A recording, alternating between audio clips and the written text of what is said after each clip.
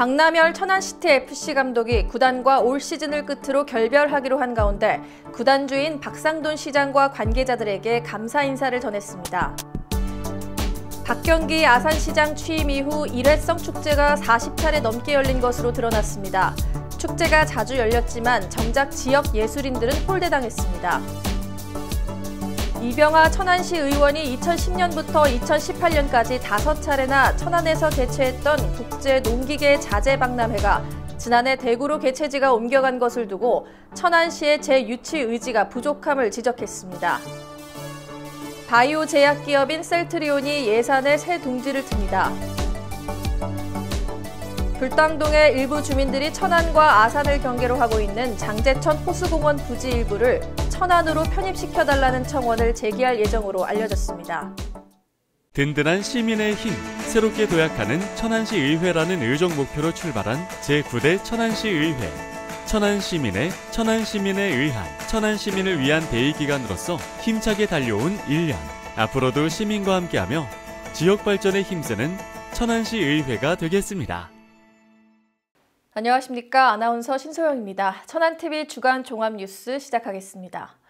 올 시즌 처음으로 K리그2에 참여했던 천안시티FC는 지난달 26일 마지막 경기 끝에 리그 최하위인 13위로 최종 성적표를 받아들였는데요.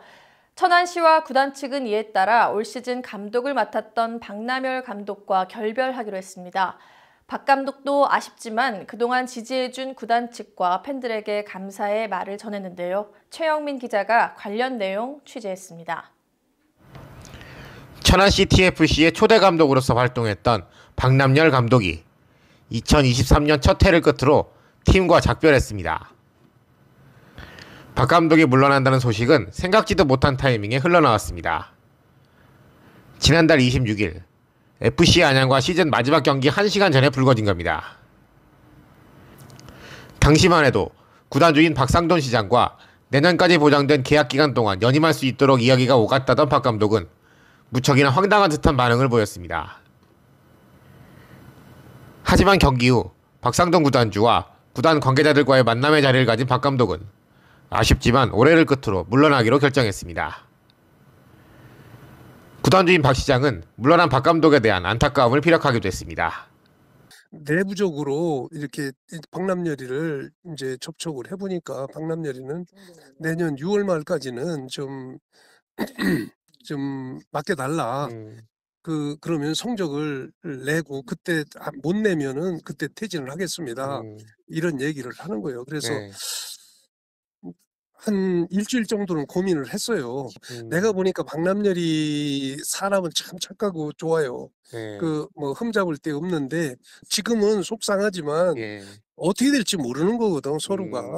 앞으로 젊은 나이니까 거기도 선수가 아니고 지휘관이니까 감독이니까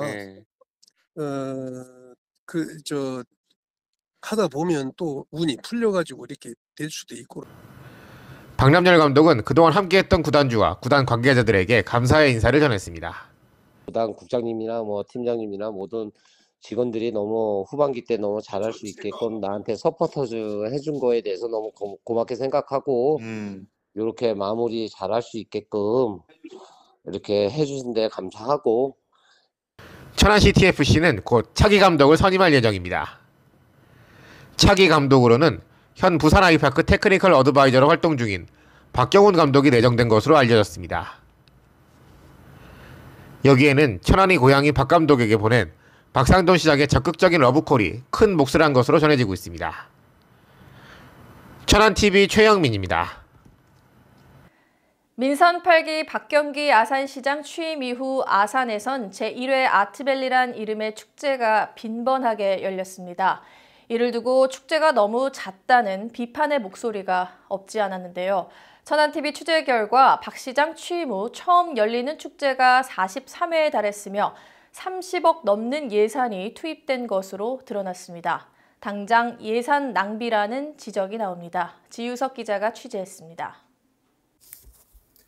박경기 아산시장 취임 이후 제1회 아트밸리 축제와 박 시장 임기 중 열린 최초 행사가 11월 말 기준 43차례 열린 것으로 천안TV 전수조사 결과 확인했습니다. 이렇게 축제 행사를 치르면서 아산시가 쓴 돈은 35억여 원에 이릅니다. 이 가운데 2012년 12월 열렸던 오페라 갈라 콘서트는 출연금과 기부금을 받아 치렀고 올해 9월 열린 국제민속무용축제는 충남도와 시가 각각 5천만 원씩 부담했습니다. 이 사례를 제외한 모든 축제 비용은 아산시가 부담했습니다. 시민들은 예산 낭비라고 비판하고 나섰습니다. 보여주기식이고 솔직히 이제 축제를 한다 그러면 해도 좋긴 한데 그게 이제 그러니까 지역민을 위한 축제, 지역 문화인들을 위한 축제, 지역 문화 발전을 위한 뭐 계획에 바탕을 둔 축제, 뭐 이런 조금 이제 뭐랄까 이런 방식으로 지역 문화를 이끌어가겠다라는 기본적인 정책 속에서 나와야 되는데 뭐든지 다 보여주기 시키고 외부인들 들여와서 많은 축제들이잖아요. 그때 일회성이고. 문제는 또 있습니다.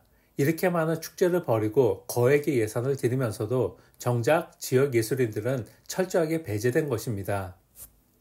잘 아시지만 지금 이렇게 쭉 그 축제를 한 거를 보면 사실 여기 지역 예술인들이 한 게 없잖아요. 다 외부에서 초청으로 해가지고 다 그 돈을 요만큼 들어가지고 한 거니까 당연히 이제 그 자리에 지역 예술인들은 올라갈 자리가 없는 거죠. 예, 뭐 지금 그런 상황 같아요.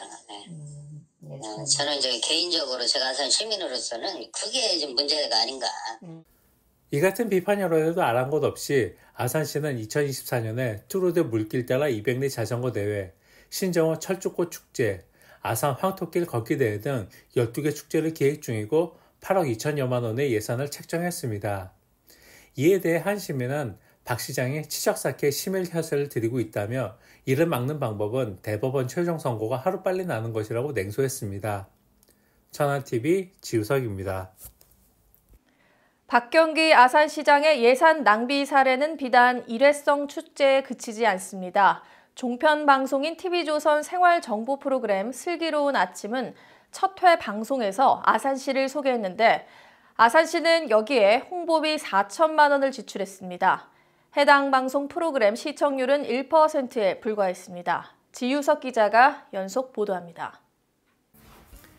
TV조선 슬기로운 아침 프로그램은 아산을 제1호 온천도시로 홍보하는 한편 시그니처 한복 패션쇼, 제1회 이순신 순국제전 등 주로 박경기 아산시장 시책 사업을 집중적으로 다뤘습니다. 이 프로그램이 아산을 다룬 시간은 20분 남짓에 불과했습니다.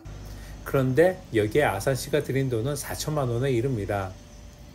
2022년 연간 언론사별 홍보비 지출 내역에 따르면 C일보가 가장 많은 홍보비를 받아간 것으로 나타났습니다. 하지만 아산시가 이 신문에 지급한 홍보비 총액은 2,200여만 원에 불과합니다.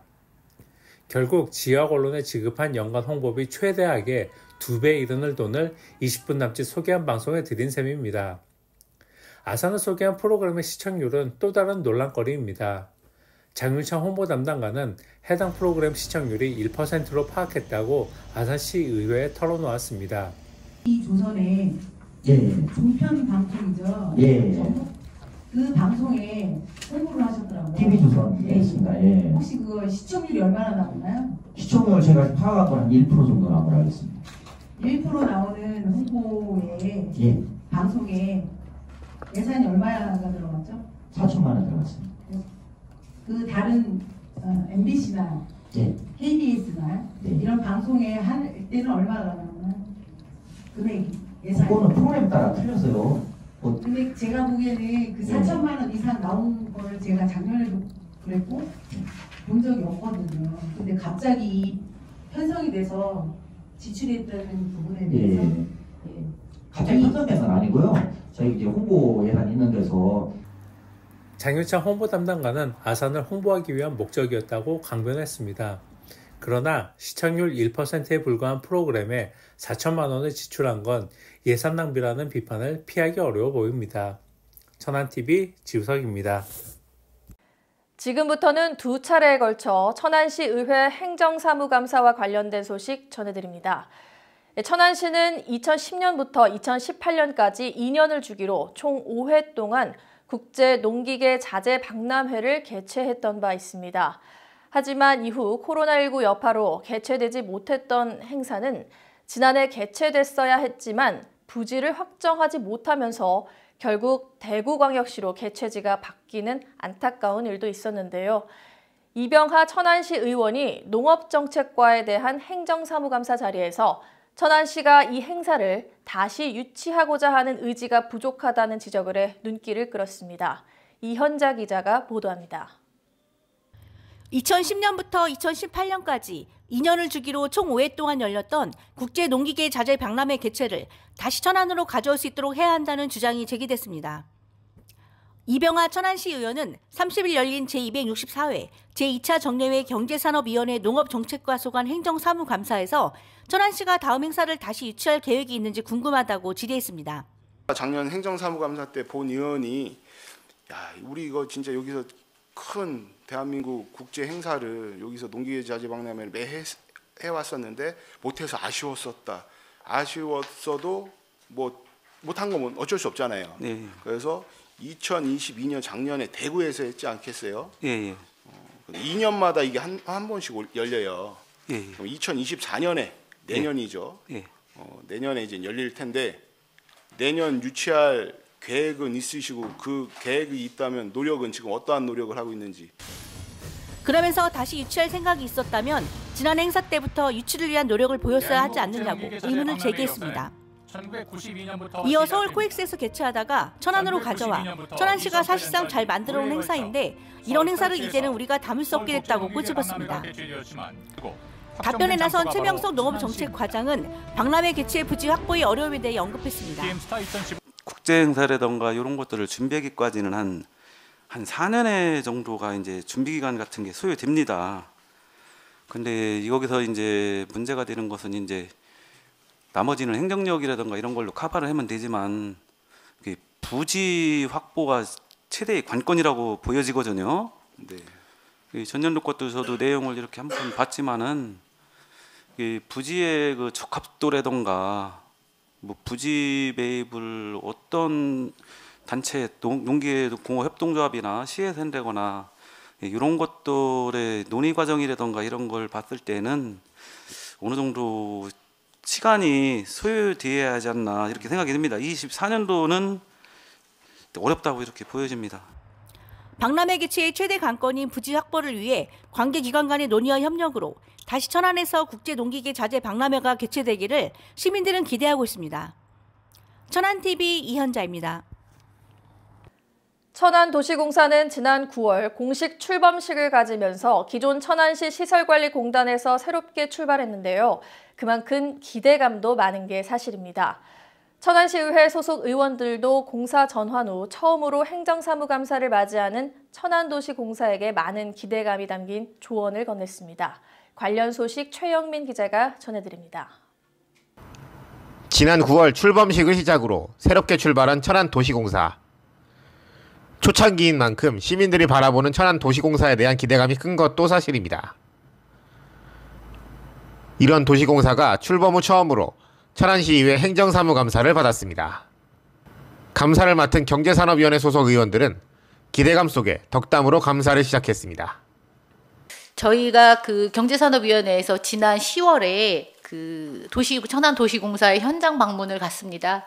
그때 이제 한 임원께서 도시공사 조직도를 설명해 주시는데 조직도 맨 상단에 사장 있고 그 위에 천안시장, 천안시민이 있더라고요. 그래서 그걸 보고 굉장히 감동을 받았는데 언제나 그 마인드로 도시공사의 모든 직원이 임해 주시기를 바랍니다. 천안도시공사에서 운영하는 공공수영장으로 인해 민간 수영장 업주들이 줄지어 도산을 하고 있다는 지적도 있었습니다. 강성기 의원은 시와 공사가 선의의 피해자인 이들에 대한 대책도 강구해야 한다고 주장했습니다. 근데 이제 시민들이 저렴한 가격에 또 이렇게 우리 스포츠 센터를 이용해서 이용 인원이 굉장히 많습니다. 근데 민간 수영장들이 천안에 몇 개 있었는지 아세요 혹시? 정확한 개수는 제가 파악을 못하고 있습니다. 시민들은 이제 굉장히 좋잖아요. 저렴한 가격에 이용하는데 지금 네. 민간인들이 운영하는 수영장들이 다 적자에 허덕이다가 문을 닫았어요. 처음에 수영장 하실 때 국민체육진흥기금을 받아서 아마 이제 오픈들을 다 하셨다가 경쟁력이 아무래도 떨어지죠. 예. 떨어지는 정도가 아니라 비교 자체가 안 되니까 굉장히 어려움에 처해서 적자에 허덕이시다가 문을 닫았어요. 그런데 우리 쪽에 시 쪽에서는 뭐 민간인이 사업하다가 망한 거니까 뭐 지원이나 이런 게 없는 것 같아요. 제가 민원을 좀 개인적으로 받기도 하고 네. 또 다른 건설교통위원회에 있는 의원님한테 또 얘기도 듣고 했는데 사실은 그런 게 선의의 피해자잖아요. 그분들은 민간 사업자로 열심히 시민들 건강 생각해서 수영장을 만들었다가 이렇게 시에서 이렇게 대형 수영장을 3개씩 이렇게 하니까 이용 인원이 급감소해가지고 망하게 된 거란 말이에요. 그런 부분들은 이제 전에 이제 제가 그 공사로 가기 전에도 그런 내용은 들었는데요. 사실은 뭐 우리 저희 공사는 어쨌든 뭐 수익 창출이 아닌 그 어쨌든 시민들의 어떤 만족을 드리기 위한 그런 걸 운영하다 보니까 이제 시에서 이용료를 조례에서 책정할 때 이제 일반 개인이 운영하는 그런 수영장보다 이제 낮게 책정이 되다 보니까 시민들이 이제 저희가 운영하는 세 곳의 수영장을 이용을 하고 그러다 보니까 이제 말씀 주신 대로 어쨌든 개인이 운영하는 그런 수영장들이 문을 닫게 되는 경우가 있는데 이런 부분들은 이제 금액적인 부분인데 이제 이용료 부분 때문에 그런 부분이거든요. 사실은 이제 시 조례에 의해서 이제 금액이 책정되는 부분이고 저희는 이제 그 시 조례에 책정된 금액에 따라서 이제 이용료를 받는 부분인데 이런 부분은 뭐 시와의 어떤 협의라든가 이런 걸 한번 거쳐보겠습니다. 천안도시공사가 첫 감사 자리에서 나온 여러 의원들의 의견을 바탕으로 앞으로 천안을 대표하는 더 나은 공기업으로 거듭날 수 있을지 주목됩니다. 천안TV 최영민입니다. 우리나라를 대표하는 바이오 제약 기업인 셀트리온이 충청남도와 투자 협약을 맺고 예산군에 공장을 증설하기로 했는데요.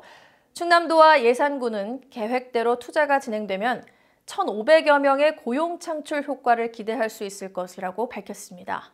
박승철 기자가 자세한 소식 전해드립니다.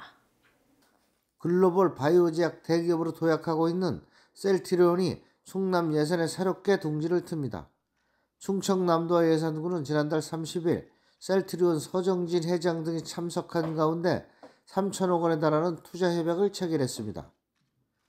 협약에 따라 셀트리온은 2028년 12월까지 예산 제1일반 산업단지 내 99,291제곱미터 부지에 생산시설 등을 건설할 계획입니다. 이들이 계획대로 투자를 진행하면 고용유발 4,405명, 생산유방 4,349억 원 등이 발생해 지역경제 활성화에도 큰 도움이 될 전망입니다. 이제 저희가 본사는 송도에 있고 현재 진천, 오창, 오성에 제2캠퍼스가 있어요. 그리고 또 이제 오성에도 저희가 좀 12만 평짜리 캠퍼스로 확장을 하는데 요즘 시간이 인터벌이 돼서 이 충청권에 새로운 좋은 부지가 없는가 보니까 예산에 그 사이에 우리가 사용할 수 있는 땅이 있더라고요. 그래서 결국은 이제 뭐 서울, 인천, 경기, 충청 다 수도권이라고 생각해요. 저희 회사에서 출발해서 1시간 반 생활권이니까. 그리고 앞으로 이 바이오 산업 그리고 제약 산업이 확장하는 것만큼 우리나라의 많은 지역에 저희가 투자해서 더 많은 인력들이 근거리에서 이전하지 않고 일할 수 있는 좋은 직장을 만드는 거 기업이 해야 할 의무라고 생각합니다. 그래서 또 충남에 이렇게 투자하게 돼서 무척 기쁘게 생각합니다. 충청남도 예산군도 셀트리온이 원활하게 사업을 추진할 수 있도록 행정적, 재정적 지원에 박차를 가한다는 방침입니다. 대기업이나 아니면 외국인 기업들보다 이 바이오 기업이 들어오는 것이 종사자들 수가 많기 때문에 인구 유입이라든가 아니면 지역경제 활성화는 더 되리라 이렇게 예상이 됩니다. 충청남도 예산군 센트리온은 이와 함께 지속 가능한 발전을 위해 가족 친화적 기업 문화를 조성하고 지역 경제 활성화 등 사회적 책임을 이행하기 위해 함께 노력하기로 했습니다. 천안TV 박승철입니다. 천안과 아산의 경계 지역인 불당동의 일부 주민들이 인근을 지나는 하천인 장제천 호수공원 부지 중 아산시 땅을 천안시로 편입해달라는 청원을 제기하기 위한 움직임을 벌이고 있다고 합니다. 하지만 이 문제가 해결되기 위해선 많은 과정들을 거쳐야 한다는 게 관계자들의 전언입니다. 어떤 사정이 있는지 최영민 기자가 알아봤습니다. 천안시 불당동과 아산시 배방읍 사이를 지나고 있는 장제천은 이곳 주민들에게 좋은 쉼터로서 많은 사랑을 받고 있습니다. 특히 이곳을 이용하는 주민의 대부분은 불당동 경기지역 인근 아파트에 살고 있는 주민들입니다. 최근 이들이 장제천의 아산시 구역을 천안시로 편입해 체계적인 관리를 할 수 있도록 해달라며 청원을 준비하고 있는 것으로 천안TV 취재 결과 확인됐습니다. 이들은 장제천 호수공원 중 아산시 배방읍에 속한 구역은 천안에 속한 구역보다 상대적으로 관리가 소홀해 주변 환경이 좋지 못하다고 설명합니다. 행정적으로도 약간 좀 소외되는 이제 지역이죠. 사실 그쪽이 이제 경계 지역이다 보니까 항상 어떤 무슨 여러 가지 지원이라든지 뭐 이런 부분에 있어서 항상 행정적으로 소외되는 지역이고, 그렇다 보니까 그런 어떤 공원이라든지 뭐 장제천 관련해서 뭐 그런 정비 사업이라든지 이런 것들이 다 조금 미흡하죠. 그렇다면 주민들의 청원 이후 행정구역이 재편되려면 어떤 절차를 거쳐야 할까? 다행히도 천안과 아산은 얼마 전 천안-아산 행정협의회를 통해 경계지역과 관련한 갈등을 해결한 경험을 갖고 있습니다. 신방동 인근과 탕정면 인근에 지어질 아파트로 인해 학교가 생겨야 하는데 학교가 들어설 곳이 지역의 경계라는 점 때문이었습니다. 양 도시는 학교 부지와 관련한 경계를 조정하기로 합의한 바 있습니다. 양 지자체 관계자들은 조심스러운 모습이었습니다. 다만 양 도시 의회의 동의와 시민들의 공감대만 있다면 가능할 수도 있다는 입장을 피력했습니다. 저희 지자체 간 경계 변경이기 때문에 이 이제 예를 들어서 청원이 그러니까 권한이 일단 아산시에 있고 나중에 이제 행안부까지 올라가야 되는데요. 그 예를 들어서 이제 아산시장이 그 경계 변경에 동의를 한다고 하면 그러면 이제 양 시장이 각각 그 천안시장과 아산시장이 각각 그 경계 변경에 합의된 안을 가지고 조례 개정안을 양시가 만들어야 돼요. 서로 따로. 그리고 이 안을 양시 의회에 각각 올려서 아산시는 아산시의회에 올리고 천안시는 천안시 의회에 올려서 이 변경안에 대해서 의회 승인을 받아야 되고요. 그다음에 승인된 안을 충남도로 보내서 도에 검토를 받은 후에 도지사가 동의하면 행안부 장관한테 올려서 행안부 장관이 승인하면 이제 그거를 그 행안부 장관이 그 관련 법령들을 변경하는 식으로 이제 진행을 하는 거죠. 이 행정협의체는 뭐 양쪽 시장님 또 시의원님 주민대표들 우리 공무원들도 다 함께 있는 자리니까 그런 데서 뭐 양쪽의 의견이 어느 정도 모아지면은 협의회는 가능하겠죠. 향후 이 문제가 천안과 아산의 상생 문제에 있어 어떤 역할을 하게 될지 주목됩니다. 천안TV 최영민입니다. 대한축구협회가 입장면 가산리에 들어설 대한민국 축구종합센터 건립과 관련한 펀딩 프로그램을 시작한다고 밝혔습니다.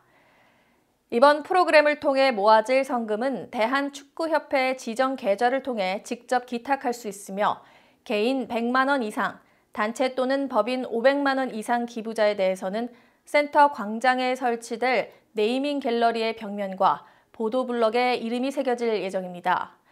축구종합센터는 내년 12월 준공을 목표로 건립 중이며 소형 스타디움과 실내 축구장, 축구박물관, 체육관, 생활체육시설, 숙소 등이 들어설 예정입니다. 살을 빼기 위해 내원한 환자들에게 의료용 마약류인 식욕 억제제를 과다 처방한 의사들이 경찰에 적발됐습니다. 충남경찰청 마약범죄수사대는 충남 도내의 한 병원에서 일하는 원장 A씨와 부원장 C씨를 마약류 관리에 관한 법률 위반 혐의로 입건해 검찰에 송치했습니다. 이들은 지난해 7월부터 올해 1월 사이 병원에 내원한 여성 환자들에게 수차례에 걸쳐 식욕 억제제를 과다 처방했으며 진료 기록부 역시 작성하지 않은 것으로 경찰 조사 결과 드러났습니다. 경찰 관계자는 최근 의료용 마약 불법 오남용 사례가 증가함에 따라 유관기관과 협력해 단속을 강화할 계획이라고 밝혔습니다. 천안시가 2023 국민행복민원실 재인증기관에 3회 연속 선정됐습니다. 행정안전부가 전국의 행정기관을 대상으로 4개 분야 24개 항목을 평가해 선정하는 국민행복민원실로 선정된 천안시는 2016년 신규 인증기관으로 선정된 이후 2019년과 올해까지 재인증을 받았으며 2026년까지 3년간 이 인증을 유지하게 됩니다. 시는 그동안 민원 처리 마일리지제 도입으로 처리 기간을 단축하고 홈페이지 민원 처리 사항 실시간 조회, 사회적 약자 배려 제도 실시 등으로 시민 편의를 위한 민원실을 운영해왔습니다. 또한 북카페, 청사 로비 전시회 및 작품 발표회 등으로 민원실을 방문하는 시민들에게 또 다른 즐거움을 선사하기도 했습니다.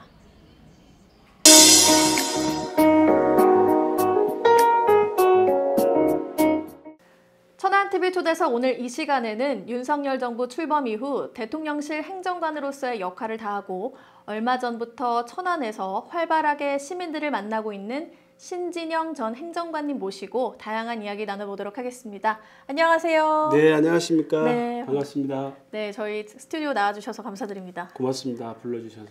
네. 네. 저희가 이제 앞서 소개해드린 대로 예. 대통령실 행정관님 얼마 전 사임하셨고요. 또 대통령실 근무 기간 동안에 인상 깊었던 일도 참 많으셨을 것 같고 예. 자랑스러우셨던 일들도 많으셨을 것 같은데 네. 정말 뭐 하나 뽑기가 참 어려울 것 같지만 하나 말씀 부탁드릴게요. 예, 시민 여러분 그리고 천안TV 애청자 여러분 안녕하십니까. 반갑습니다. 대통령실 전 행정관 신진영입니다. 오늘 저를 또 불러주신 천안TV 관계자 여러분께도 우선 감사 말씀드립니다. 제가 대통령실에 근무하면서 에피소드가 참 많았는데 그 중에서도 인상 깊었던 일을 꼽자면 아마도 올해 5월 달에 개최했던 43주년 5.18 기념식을 생각하지 않을 수 없습니다. 국가보훈부 주관으로 이제 진행을 했었는데 예. 대통령실에서는 제가 주무 책임자였습니다. 예. 그래서 광주를 4번씩 방문하면서 현장 답사와 지역 단체장님들을 만나면서 행사가 원만하게 이루어질 수 있도록 설득도 하고 또 그분들의 의견도 반영해서 행사를 무사히 마칠 수 있던 경험이 있습니다. 그 중간 과정에서의 애로사항은 뭐 다 말할 수 없지만 아무튼 그동안 5.18 정신에 대해 왜곡된 부분이 있다거나 또 저평가된 부분을 생각하는 계기가 됐고 또 그들의 마음을 또 헤아려서 다 함께 그 아픔을 치유해야 된다는 그런 생각을 갖게 된 행사였습니다. 그래서 좀 인상이 깊었고요. 예. 또 자랑스러웠던 일이라고 한다면 예. 퇴직하기 전에 한 이틀 연속 대통령님을 모시고 오찬 행사를 한 적이 있습니다. 예. 그 첫 번째 하던 오찬에서 제가 대통령님한테 과감하게 우리 천안시 방문을 건의드린 적이 있습니다. 천안시가 교통의 중심지이고 문화, 교육, 의료, 기업도 많고 해서 민생 현장 방문을 할 기회가 된다면 천안으로 좀 꼭 오시라고 말씀드렸더니 대통령님께서는 천안? 그래 가야지. 그렇게 흔쾌하게 예. 대답을 해주셨어요. 그래서 저 자신이 생각할 때 우리 천안 방문 건의를 참 잘했구나. 네. 만약에 진짜 오신다면 예. 되게 큰 보람이 되겠다. 그런 생각이 있어서 개인적으로 좀 자랑스럽게 생각합니다. 네. 지금 이제 방송에 나왔기 때문에 예. 꼭 오시리라 생각이 됩니다. 예. 행정관 이전에 고 이완구 충남지사 비서실장 또 국회의원 보좌관, 천안시 정책관 등 굉장히 굵직한 이력들이 있으세요. 네. 그 이력 중에서 가장 기억하고 싶은 순간이 있다면 어떤 것이 있을까요? 예, 다 순간마다 중요한 시기였고 또 보좌했던 분들이 훌륭한 분들이었는데 어느 한 가지를 좀 얘기하기는 어렵지만 예. 그래도 굳이 말씀드린다면 천안시에서 박상돈 시장님을 보좌하면서 정책관으로 일했던 그 기간이 저한테는 가장 그래도 좀 기억에 남고 예. 한데 왜냐하면 충남도와 국회에서 일할 때는 이제 천안시와 좀 관계 없는 일들도 많았지 않습니까? 예. 근데 이제 아무래도 천안시의 정책관을 하다 보니까 온전히 다 천안을 위해서 일할 수 있고 천안과 관련된 일을 하니까 좀 보람도 있고 더 즐거웠던 시절이 아니었나 그렇게 생각하고 특히 시장님께서 이렇게 사안마다 어떤 지침을 주실 때 큰 감명을 받았는데 역시 경험이 많고 여러 사람이 행정의 달인이라는 말이 그냥 나온 말이 아니구나 라는 걸 깨달았고 참 많이 배웠던 기간이었습니다. 네.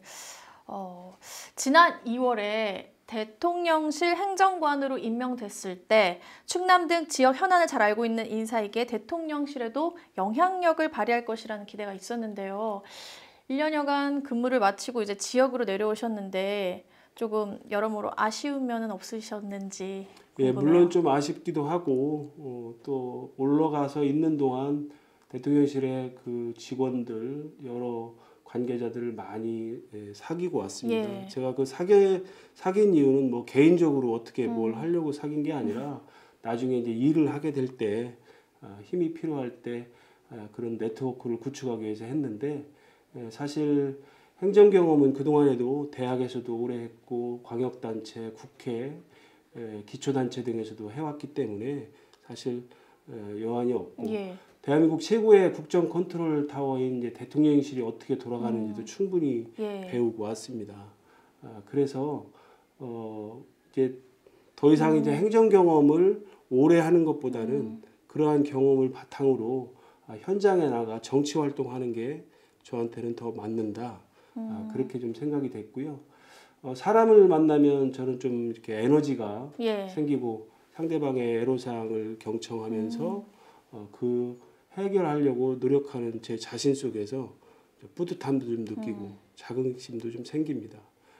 그래서 윤석열 정부의 성공을 위해서는 대통령실 행정관으로 이제 성과를 내는 방법도 있지만 현장에서 열심히 지역 주민을 만나고 또 제가 살아온 천안시를 더 크게 발전시키는데 어떤 그 미랄이 되고 예. 또 국회에 입성해서 윤석열 정부가 성공할 수 있도록 또 뒷받침 된다면 그것 또한 더 보람된 일이라고 판단했기 때문에 오늘도 열심히 또 주민들을 만나고 있습니다. 예, 이제 천안시를 위해서 예. 일해주시면 예, 예. 저희는 정말 힘이 될 것 같습니다. 네, 감사합니다. 행정관 사임 후 지난달 16일 천안인의 상을 참배하셨습니다. 이때 이제 천안 시민과 함께 하겠다고 적으셨어요.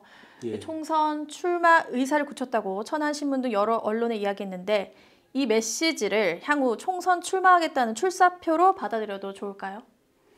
예, 뭐 그렇게 생각해도 무방할 것 같습니다. 아직은 이제 예비 후보 등록이 안 된 시점이라 예. 구체적으로 이제 말씀드리기가 어렵지만 네. 뭐 22대 총선을 향해서 로드맵대로 지지자들과 또 지역 주민들과 함께 충실하게 차곡차곡 나아갈 생각입니다. 네, 정치인 신진영이 가진 다른 정치인과의 차별화되는 장점이 있다면? 예. 첫 번째로 저는 이제 행정과 현장 정치를 이제 두루 경험한 준비된 예. 정치인이라고 할 수 있습니다. 대학에서 10년 동안의 행정 경험, 광역단체에서 2년, 국회에서 4년 7개월, 또 기초단체에서 2년, 또 대통령실에서 1년의 행정 경험이 예. 저한테는 있고요. 현장에서는 당협위원장을 2년 1개월 동안 천안에서 했던 경험이 있습니다. 그래서 행정과 현장 정치를 겸비한 준비된 그런 정치인이다. 그게 저의 장점이고 또 두 번째는 사람을 중시하는 리더십을 저는 갖고 있습니다. 정치도 결국 사람이 해야 되는 일이고 상대방의 마음을 얻어야 정치가 성공할 수 있기 때문에 예. 항상 역지사지를 생각하며 사람을 대하고 있고 정치는 실패해도 사람은 남긴다라는 그런 예. 확신을 갖고 묵묵히 일하다 보면 언젠간 성공할 수 있다는 그런 마음을 갖고 있습니다. 세 번째는 초심을 잃지 않고 이제 현장에서 주민들과 소통하며 동고동락하는 정치를 할 것입니다. 국회의원의 힘은 지역구에서 나온다는 말이 있듯이 지역을 사랑하고 주민을 사랑하고 하는 것 이것이야말로 선출직 공무원이 갖춰야 할 덕목이라고 생각합니다. 마지막으로 국회와 대통령실에서 근무하면서 쌓아온 경험과 인적 네트워크가 저의 가장 큰 자산이라고 생각합니다. 향후 천안시에 필요한 중장기적인 사업과 현안 사업을 발빠르게 대응할 수 있는 여건을 갖추고 있고 또 그것을 실행할 수 있는 실력을 저는 갖추고 있다고 생각합니다. 네. 예. 저도 많은 정치인 분들을 이렇게 스튜디오에서 많이 뵙는데 예. 정말 준비된 정치인 같은 정말 단계를 밟아 오신 길을 지금 많이 얘기를 들은 것 같습니다. 네. 부드러운 카리스마도 굉장히 느껴졌고요. 마지막으로 저희 마지막 질문 앞두고 있는데요. 천안TV 시청자분들에게 앞으로의 포부, 덕담 한 말씀 하시는 것으로 오늘 인터뷰 마무리하도록 하겠습니다. 예. 올해 마지막 12월이 시작되었습니다. 한 해 마무리 잘 하시고 건강하시고 희망찬 한 해를 맞이하시길 기원합니다. 감사합니다. 지난 2달 사이 출판 기념회를 알리는 현수막이 천안 시내 곳곳에 내걸린 모습이 자주 눈에 띕니다. 그런데 출판 기념회의 주인공은 거의 예외 없이 정치인들입니다.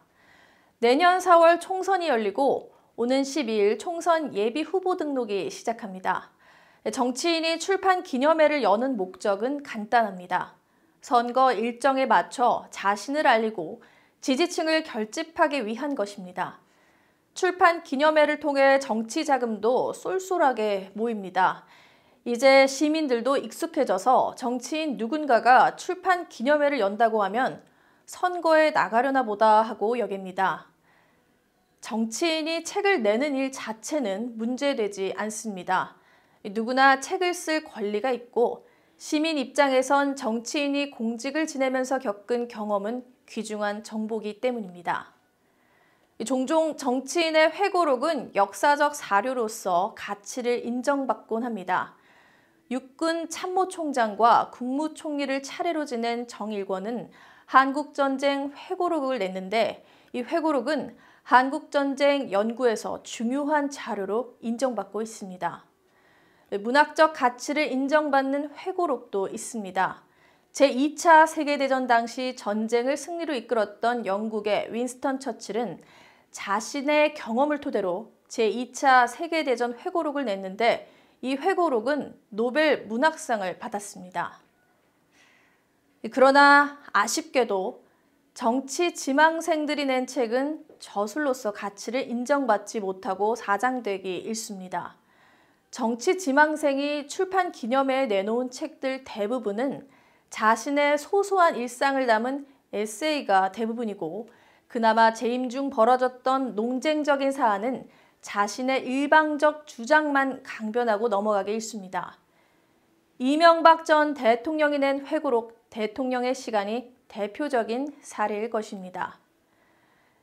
사실 선거를 앞두고 출마 예정자들의 출판 기념회가 난무하는 데 대해 문제 제기는 이전부터 있었습니다. 지난 2014년 9월 국회엔 정치인의 출판 기념회를 금지하는 내용을 담은 정치자금법 일부 개정 법률안이 제출되기도 했습니다. 하지만 이 법안은 소관 상임위 문턱조차 넘지 못하고 폐기됐습니다. 자신을 알리기 위한 방법은 많습니다. 정치인은 자신의 정책보다 궁극적으로 자신을 팔아야 합니다. 정치인에게 가장 소중한 자산은 자기 자신이기 때문입니다. 그다지 저술로서 가치를 인정받지 못하고 더구나 집필자가 본인인지조차 모호한 책을 내놓고 출판 기념회를 열어 지지층을 결집하고 정치자금을 챙기는 행위는 우리 정치인의 후진성을 보여주는 한 단면입니다. 정치 지망생들에게 바랍니다. 적어도 저술로서 가치 있는 책을 들고 출판 기념회를 하든지 저술로서 자신이 없다면 다른 방법으로 자신을 알리기를 간곡히 바랍니다. 후진적인 관행에 기대해 자신을 알리고 지지층을 결집하는 얄팍한 행태는 더 이상 반복하지 않기를 바랍니다. 뉴스를 마칩니다. 시청해주신 여러분 고맙습니다.